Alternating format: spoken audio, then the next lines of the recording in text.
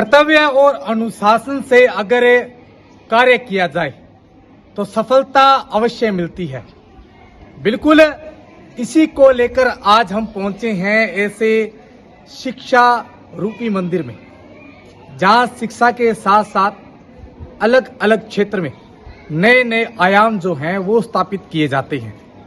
मौजूद है हम अनूपगढ़ क्षेत्र के गांव 8 के और शिक्षा का मंदिर बाबा फरीद पब्लिक स्कूल। हमारे साथ इस विद्यालय के मार्गदर्शक, संचालक और कर्णधार हमारे साथ मौजूद हैं सुखविंदर सर। सुखविंदर जी, बहुत बहुत स्वागत है हमारे चैनल। आपका भी सर विद्यालय परिवार की तरफ से बहुत बहुत स्वागत है।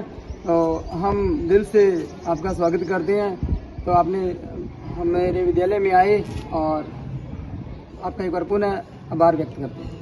सुखविंदर जी, अगर बात की जाए अनूपगढ़ परिक्षेत्र की, तो आपके विद्यालय ने शानदार परिणाम दिया है। किस प्रकार पढ़ाई का वातावरण रहा, किस प्रकार इस एजुकेशन को जो है आगे डेवलपमेंट करने के लिए किस प्रकार से व्यवस्थाएं जो है वो मैनेजमेंट की गई? श्रीमान जी, हमारा जो विद्यालय है बाबा फरीद पब्लिक स्कूल कक्षा 1 से कक्षा 8 तक संचालित है। और उसके अलावा मैं जब शुरू में ही अपने BA MA करने के बाद में स्कूलों में पढ़ाना स्टार्ट कर दिया था। इस चीज़ को देखते हुए गांव वालों ने मेरे को ट्यूशन की सलाह दी। कुछ बच्चे आने लगे परिवार के कुछ दाएं बाएं से, तो हम स्कूल के अलावा ट्यूशन क्लास भी लगाते हैं। तो ट्यूशन क्लास में जैसे ही हमने इन बच्चों को लिया और कुछ विद्यालय का स्टाफ की मेहनत थी, तो 2 साल हो गए हम इस चीज़ को देखते हुए कि हमने टॉप आना है।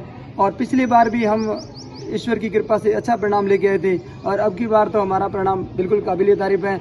आप सबको ज्ञात होगा श्रीमान जी कि अनूपगढ़ तहसील में कोई भी विद्यालय ऐसा नहीं है कि जिसपे 91% नंबर आए। एकमात्र पतरोड़ा का क्षेत्र का एक विद्यालय है जिसके 94 नंबर आए हैं। तो एक ग्रामीण स्तर में इस तरह की व्यवस्था करके बच्चों को पढ़ाना, तो ये हमारी टीम के लिए बड़ा मुश्किल था, लेकिन हमने उस कार्य को इतना आसान कर दिया कि जो व्यवस्था की उसमें क्या हुआ, हमने एक फोटोकॉपी मशीन लाके टीचरों को दे दी कि आप अपनी तरफ से टेस्ट सीरीज शुरू कर दो। तो उन्होंने बिना किसी चार्ज लिए हुआ बच्चे से अपने पेपर बनाए और बच्चों को दिए।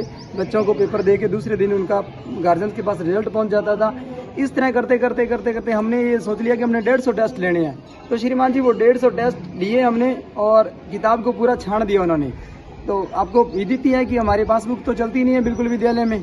तो जिस तरह से किताब को छाना और बच्ची ने उस किताब को हूबहू कॉपी कर लिया और पेपर में बच्ची ने बड़े उत्साह के साथ इसको करके आई। और ये बच्ची आज 91% पे, और हमारे विद्यालय के टोटल बच्चे श्रीमान जी फर्स्ट डिवीजन से पास है, कोई भी बच्चा सेकंड नहीं है। ये भी हमारे विद्यालय के लिए एक अच्छी बात है। बहुत शानदार आपने बात कही है। अब शुरुआती तो क्योंकि जब विद्यालय की शुरुआत हुई, इस विद्यालय की स्थापना कब हुई, उस शुरुआत के समय में, क्योंकि जब हम किसी कार्य को करते हैं तो कठिनाइयाँ अवश्य आती है, लेकिन उन कठिनाइयों को अगर समझा जाए, परखा जाए तो सफलता भी अवश्य मिलती है। इस विद्यालय की स्थापना कब हुई, कैसे हुई और किस प्रकार इस विद्यालय का जो आपने जो वातावरण है वो अपनाया, क्या कहेंगे इसको लेकर? श्रीमान जी, शुरू में मैंने क्या ना कि यहाँ पे कंप्यूटर सेंटर खोला था जिसमें मेरे पास पहले साल 62 बच्चे आए थे। तो गांव वालों का और दाएं बाएं आप जैसे मित्रों का मेरे को बहुत सहयोग मिला और इन सभी के आशीर्वाद से फिर अगले साल मैंने 2018 में 20 जून 2018 में मैंने विद्यालय की स्थापना की। और प्रथम वर्ष ही हमें 175 बच्चे मतलब मिले। तो उस समय से हम ये देख रहे थे कि हम क्यों ना एक ग्रामीण क्षेत्र में ऐसा परिणाम दें ताकि जो लोग 50,000 रुपये दे के या कुछ इंग्लिश मीडियम के नाम पे लूट मची हुई है उनसे बचें, और बच्चियों के लिए हर किसी के लिए व्यवस्था कर पाना भी मुश्किल था, वो एक्स्ट्रा खर्चे से भी बचे। इसलिए हमने ये सोचा था कि हम ऐसा परिणाम लेके आएंगे ताकि हमारे तड़क भड़क से जो बाहर हो और एक धरातल पे हो कि वास्तव में वहाँ शिक्षा मिलती है और परिणाम आता है। तो उस चीज़ को हम दूसरे साल ही कर देते, पर दूसरे साल क्या है, कोरोना महामारी आ गई, हम उसमें 2 साल पिछड़ गए। और जैसे ही हमारे विद्यालय पुनः सुचारू रूप से चले, तब 2021-22 का परिणाम और ये 22-23 का परिणाम आप सबके सामने है श्रीमान जी। तो पिछले बार के आंकड़े और इस बार के आंकड़े जो आसपास के स्कूलों से हमारे बिल्कुल ही मेल नहीं खाते हैं।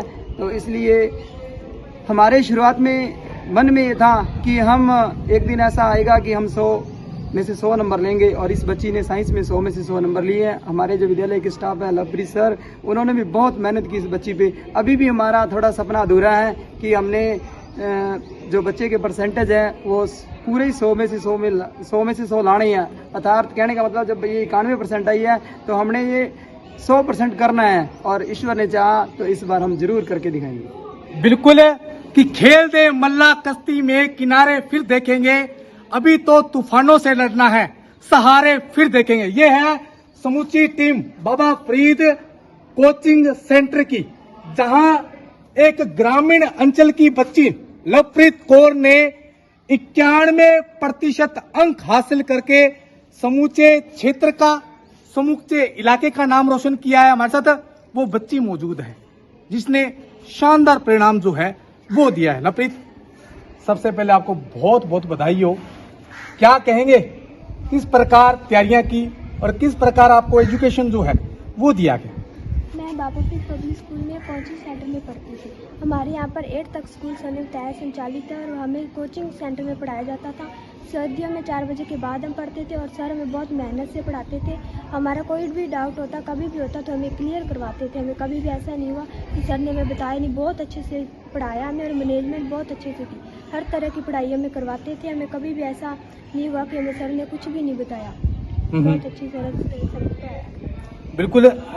अब क्या बनना चाहते हो और इसका श्रेय जो है किसे देना चाहेंगे? मेरे तो जो भी मेरे इतने परसेंटेज आए, मेरे तो टीचरों ने जो टीचरों ने मेहनत की उसकी है, क्योंकि सबसे पहले टीचरों ने अच्छी मेहनत की फिर ही मैं पढ़ पाई। अगर टीचर नहीं पढ़ाएंगे तो हम क्या पढ़ेंगे, और अगर हमें टीचर है तो वही पढ़ाएंगे, उसकी काबिलियत हमें वही बनाते हैं और हम फिर ही मेहनत करते हैं तो टीचर हमें बहुत कुछ पढ़ाते हैं। बिल्कुल। आगे क्या इच्छा है बनने की? मुझे आगे टीचर बनना है। बिल्कुल। एजुकेशन से बढ़ोतरी और एजुकेशन के अंदर ही हमें शामिल होना है कि गुरुर ब्रह्मा गुरुर विष्णु, गुरु मौजूद हैं जिन्होंने इस मुकाम पर इस गुड़िया को लेकर आए और किस प्रकार एजुकेशन दी गई।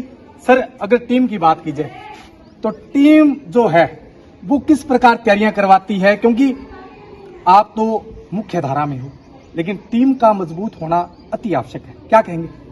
श्रीमान जी, जो हमारी टीम है वो समय पहले स्टडी करके आती है घर से। बिल्कुल। घर से पेपर बना के लेके आती हैं हर तरीके के, जो जो सरकार ने हमें डिवाइडेशन करके दिया है कि इतने नंबर का इस पाठ में आएगा, इतने नंबर का इस प्रश्नावली में आएगा, इतने नंबर की व्याकरण आएगी। उसकी पहले बात तो स्टाफ को पूरा ज्ञान होना चाहिए। हमारे विद्यालय के जो जितने भी स्टाफ हैं वो पूर्णतः इस बात से जानकार हैं कि हमें क्या करवाना है और कहाँ से पेपर उठाया जाता है। वो उनका पेपर बना के लेके आते हैं, बच्चों को डिवाइडेशन करते हैं, उसी दिन कॉपी चेक करके अगले दिन उनको वापस नंबर भेज देते हैं, बच्चों को भी और उनके गार्जियन व्हाट्सएप पे भी भेज देते हैं।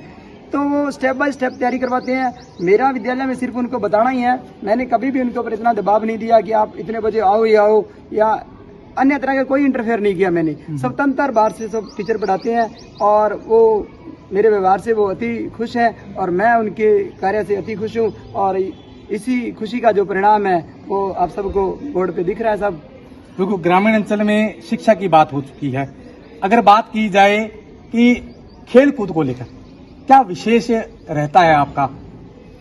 खेल कूद में सर हमारा पहले जब कोरोना का टाइम था तब हम थोड़ा सा विचलित थे, इतना ध्यान नहीं दे पाए, और अब हमने विद्यालय की बच्चों के लिए थोड़ी ग्राउंड की पहले कमी थी, अब ग्राउंड की व्यवस्था हो गई है और इधर हमने एक खेल ग्राउंड किराए पे भी ले रखा है।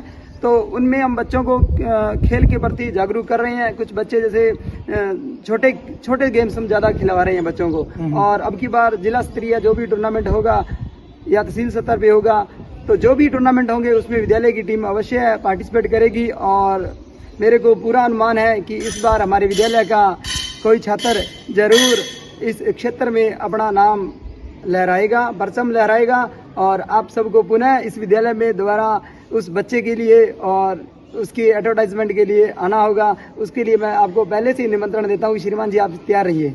बिल्कुल, हम आपके साथ हैं। अब बात की जाए, क्योंकि आगे 15 अगस्त का पावन पर्व जो है आ रहा है, तमाम इलाका वासियों को क्या अपील करना चाहेंगे, क्या संदेश देना चाहेंगे? और एजुकेशन से रिलेटेड, क्योंकि कुछ लोग हैं जो एजुकेशन से रिलेटेड मार्गदर्शन भी लेना चाहते हैं, तो उनसे क्या अपील करना चाहेंगे? मैं सभी गार्जियन से, सभी ग्रामवासियों से ये अपील करना चाहूँगा कि आप जब भी किसी बच्चे का एडमिशन करवाते हो तो प्रथम दृष्टि है आप ये देखो कि वहाँ का वातावरण कैसा है, वहाँ का स्टाफ कैसा है। आप भीड़ भाड़, ऊंची बिल्डिंगें और अन्य फैसिलिटीज देख के आप बच्चे का एडमिशन मत करवाइए, क्योंकि बच्चे ने जो ज्ञान लेना है वो टीचरों से लेना है और किताबों से लेना है। और किताब की जिल्द चाहे अपने सोने की चढ़ा लो और चाहे अखबार की चढ़ा लो, तो उसमें अगर आपने नंबर लेने हैं तो पढ़ना ही पड़ेगा। अगर आप सोने वाली जिल्द की किताब को नहीं पढ़ पाओगे तो वो आपको 36 नंबर भी नहीं दिला पाएगी।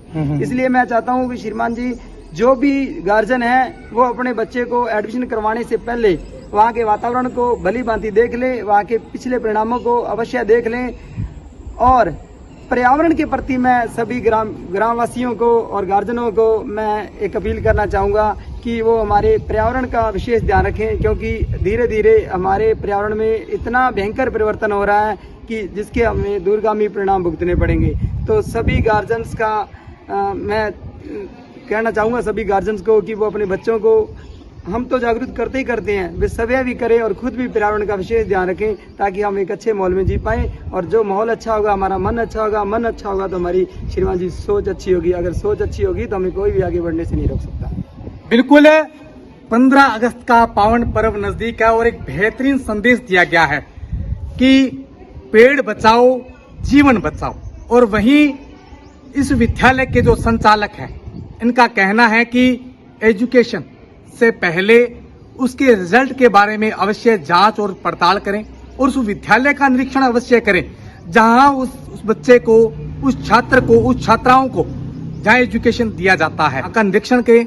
यहाँ जो बच्चे 10वीं और 12वीं क्लास में जो पढ़ने वाले बच्चे हैं वो यहाँ मार्गदर्शन भी ले सकते हैं। मैं मेरे सहयोगी साथी राकेश के साथ विकास पारिक, डीपीके न्यूज, अनूपगढ़।